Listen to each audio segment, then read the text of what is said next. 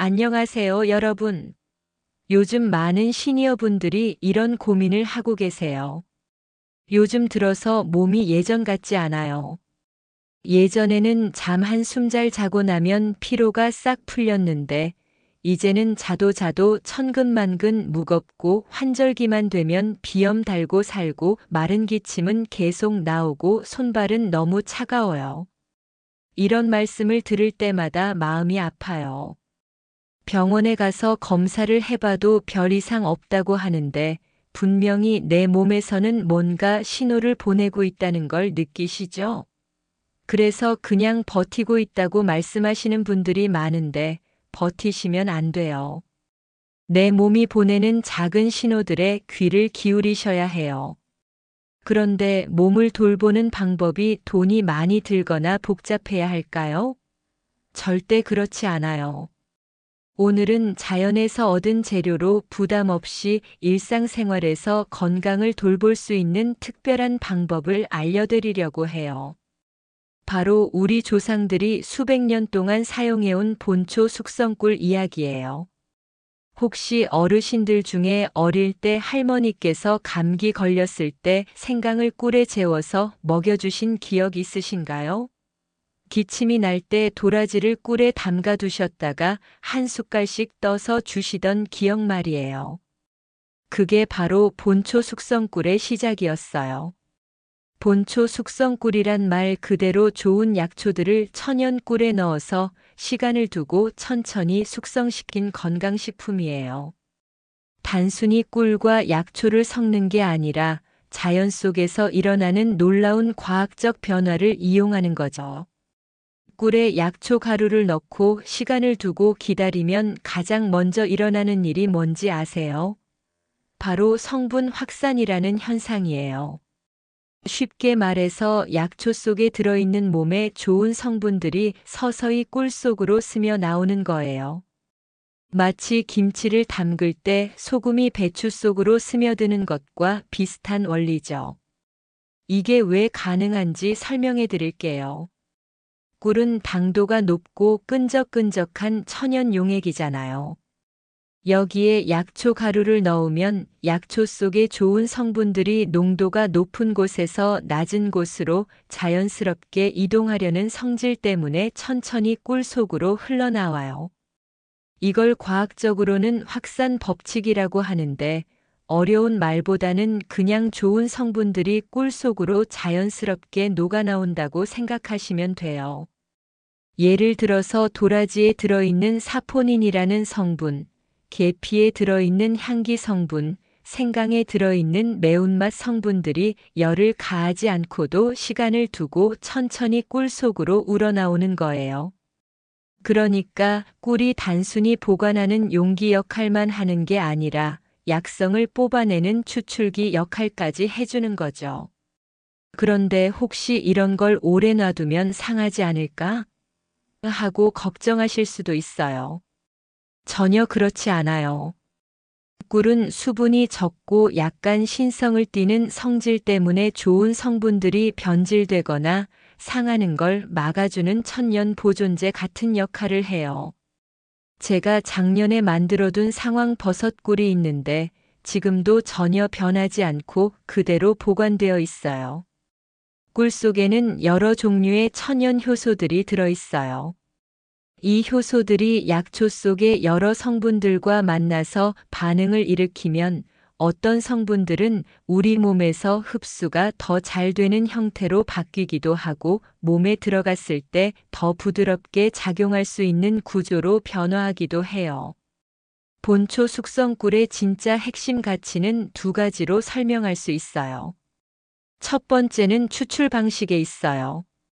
이 꿀들은 차가운 온도에서 장기간 숙성으로 천천히 만들어진다는 점이에요. 고온 고압으로 빠르게 뽑아내는 방식이 아니라는 거죠. 왜 이게 좋은지 아세요? 열에 약한 비타민이나 향기 성분, 몸에 좋은 폴리페놀 같은 섬세한 성분들이 파괴되지 않아요. 오히려 시간이 지날수록 더 많이 우러나와요. 도라지, 감초, 생강, 영지버섯, 강황 같은 약초들이 이런 숙성 환경에서 점차 꿀 속으로 스며들어가면서 질감도 부드러워지고 몸에 좋은 작용은 그대로 유지되거나 더 강해지기도 해요. 두 번째는 꿀과 약초의 시너지 효과예요. 꿀 자체로도 세균을 죽이고 노화를 방지하고 목과 기관지를 보호하고 장 환경을 좋게 만드는 여러 가지 기능이 있어요. 또 각각의 약초들은 간, 신장, 폐 같은 장기에 도움이 되는 고유한 효능을 가지고 있죠. 이 두 가지가 만나면 면역력을 높이고 장기 기능을 강화하고 자율신경을 안정시키는 복합적인 건강관리 효과를 기대할 수 있어요. 결국 이건 단순히 꿀과 약초를 섞는 게 아니라 자연의 성분들을 시간이라는 조리법으로 숙성시켜서 만들어낸 결과물이라고 할 수 있어요. 식재료와 과학, 전통과 현대가 조화를 이루는 건강식품이죠. 이런 약초를 갈아서 꿀에 넣어 숙성시키는 방식은 동양뿐만 아니라 서양에서도 오래전부터 사용되어 왔어요. 약효를 높이고 보존성을 확보하면서 맛을 부드럽게 만드는 전통 요법으로 정말 오랫동안 활용되어 왔거든요. 우리나라의 500년 전 의학서인 본초 강목에서는 꿀을 천연 약용 보조제로 소개하면서 여러 약초들을 꿀에 담가서 보존하거나 꿀과 약초를 함께 끓여서 숙성시키는 방법을 여러 번 언급하고 있어요. 인삼, 황기, 감초 같은 것들을 꿀에 절여서 장기간 보존한 후에 먹으면 기운을 보호하고 장부를 튼튼하게 하고 독을 제거하는 효과가 있다고 기록되어 있어요. 동의보감에도 약을 만들 때 그 약을 꿀에 재우거나 섞으면 성질을 더 부드럽게 하고 위장을 편안하게 하면서 약효를 오래 지속시킨다는 기록이 나와요. 방약하편이라는 의학서에도 약재를 꿀로 반죽하거나 꿀에 재워서 숙성시키는 방법이 공식 조제법 중 하나로 소개되어 있어요. 우리나라뿐만 아니라 인도의 아유르베다에서도 각종 허브를 분쇄하거나 끓여서 꿀과 함께 숙성하거나 반죽해서 면역 증강제, 소화 개선용 보강제 등으로 사용했어요. 강황과 꿀은 염증을 완화하고 면역력을 높이고 생강과 꿀은 소화를 촉진하고 기침을 완화하는 처방으로 활용했는데 꿀은 이런 약효를 몸속 깊숙이 전달하는 운반체 역할을 해왔어요. 티베트 전통의학에서도 약초들을 가루로 만들어서 꿀과 함께 반죽하고 숙성시켜서 환약으로 사용해왔어요. 꿀은 몸을 따뜻하게 하고 흡수력을 높이고 약성을 안정시키는 보조제로 활용됐거든요. 유럽에서도 비슷한 사례가 있어요. 여러 가지 허브나 약초를 꿀에 담가서 2주 이상 장기 숙성한 후에 먹는 민간요법이 미국, 독일, 프랑스 등에서 지금도 사용되고 있어요. 중국에서도 인삼을 곱게 갈아서 천연 꿀에 넣고 숙성해서 인삼꿀을 만들어서 면역 증강용으로 활용하고 있고요. 자, 그럼 이제 실제로 어떤 본초 숙성꿀들이 있는지, 그리고 각각이 어떤 효능이 있는지 알아볼까요? 먼저 생강꿀부터 말씀드릴게요. 생강을 곱게 갈아서 꿀에 숙성시켜서 먹으면 감기를 예방하고 몸을 따뜻하게 하는 효과가 있어요. 특히 겨울철 상비약으로 많이 만들어 두시는 분들이 많아요. 생강을 먹었을 때 톡 쏘는 진저롤, 쇼거울 성분이 위액 분비를 활성화시켜서 위장을 따뜻하게 하는 작용이 있거든요. 평소에 손발이 차고 혈액순환이 안 되고 소화가 잘 안 되시는 분들은 생강꿀을 활용하시면 좋겠어요. 산수유꿀도 있어요. 산수유를 꿀에 담가서 숙성시켜서 먹는 건데 주로 신장과 간을 보호하고 정기를 강화한다고 해서 노년층 건강식으로 애용되고 있어요. 배뇨를 활발하게 해주고 신장 기능을 개선시켜주는 역할을 해서 소변에 거품이 있거나 요실금, 전립선 비대 등에 도움이 되는 게 산수유예요.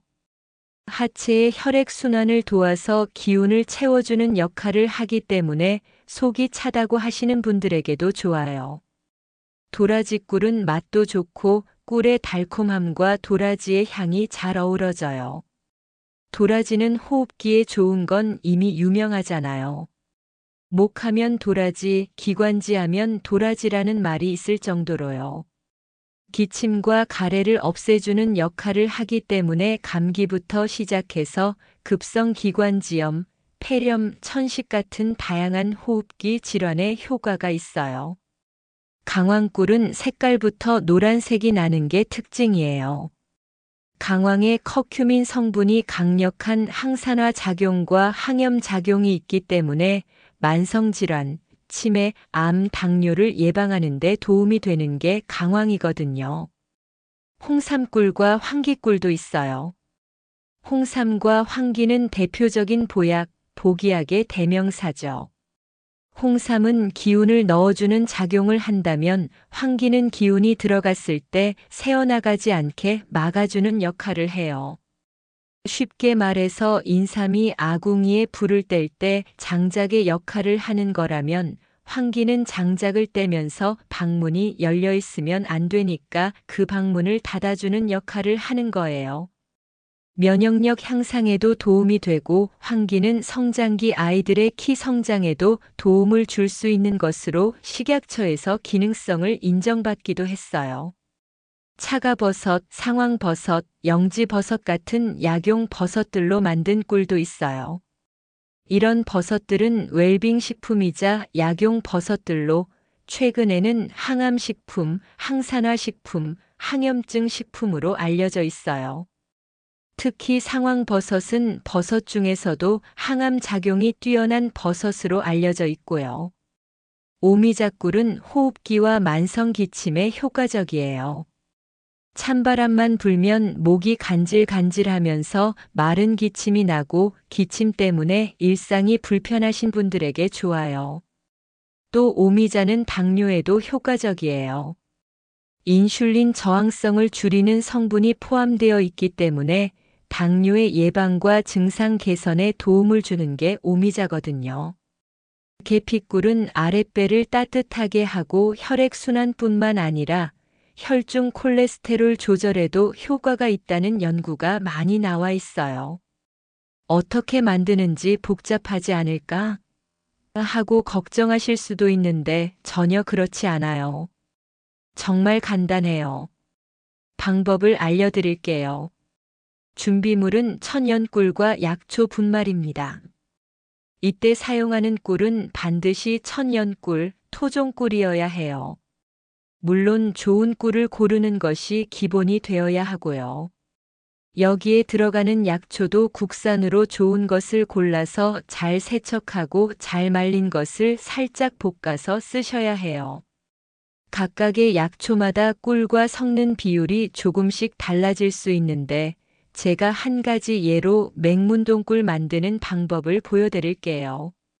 맹문동은 한의학에서 폐를 윤택하게 하고 마른 기침을 가라앉히고 목과 기관지를 보호하는 대표적인 약효를 가지고 있어요. 꿀은 기관지, 점막을 부드럽게 보호해주는 천연 보습제처럼 사용되고요. 이 두 가지가 만나면 기관지와 호흡기 건강, 기침, 그리고 몸의 진액을 만들어주는 효능이 있는 맹문동꿀이 되는 거예요. 먼저 열탕 소독한 유리병을 준비하고 꿀과 맹문동을 100대 16의 비율로 넣을 거예요. 즉, 꿀 100지에 맹문동 가루 16지를 넣는 거죠. 맹문동은 그대로 쓰지 않고 약한 불에서 살짝 볶아서 수분을 날려주고 향을 살려준 다음에 곱게 갈아서 가루로 만들어요. 열탕 소독한 유리병에 꿀 100지과 맹문동 가루 16지를 넣고 잘 섞어주시면 돼요. 이제 이 상태로 상온에서 2주 동안 숙성시켜주면 완성이에요. 별다른 가열이 필요하지도 않아요. 그냥 그대로 두기만 하면 돼요. 숙성이 끝난 꿀은 그 자체로 한 숟갈씩 떠서 드셔도 좋고 따뜻한 물에 타서 차로 드셔도 좋아요. 저는 그냥 왔다 갔다 하면서 한 숟갈씩 떠먹는 게 좋더라고요. 부드러운 단맛에 은은한 향이 감돌고 기분까지 따뜻해지는 느낌이 들어요. 이런 식으로 다른 약초 가루들을 활용해서 본초 숙성꿀을 만들어 보시는 것도 좋겠어요. 이런 본초 숙성꿀은 장을 살리고 폐를 보호하고 기운을 북돋우고 신경을 안정시키는 말 그대로 몸 전체에 작용하는 복합 건강식품이 될 수 있어요. 무엇보다 자연의 식품이라는 게 가장 큰 장점이죠. 한 가지 주의하실 점은 개인차가 있을 수 있으니까 처음에는 소량부터 시작해서 몸에 맞는지 확인해 보시고 만약 특별한 질환이 있으시거나 약을 복용하고 계시다면 미리 전문의와 상담해 보시는 게 좋겠어요. 이렇게 우리 조상들의 지혜가 담긴 본초 숙성꿀로 건강을 되찾아 보세요. 돈 많이 들이지 않고도 복잡하지 않게도 자연의 힘으로 우리 몸을 따뜻하게 돌볼 수 있는 방법이에요. 여러분도 오늘부터 한번 시작해 보시면 어떨까요? 분명히 몸에서 좋은 변화를 느끼실 수 있을 거예요.